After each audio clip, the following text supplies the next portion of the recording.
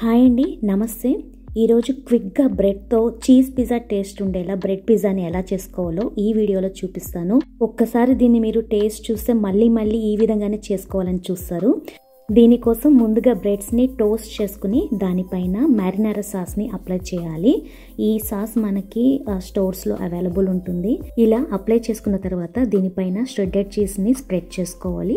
దానిపైన red chilli flakes, in case మీకు vegetables కావాలి అనుకుంటే మీకు నచ్చిన వెజిటేబుల్స్ని పీసెస్గా కట్ చేసి దీనిపైన స్ప్రెడ్ చేయడమే. ఇక్కడ నేను ఇది పిజ్జా చేసుకోవడం కోసం ఎయిర్ ఫ్రైయర్ని యూస్ చేస్తున్నాను.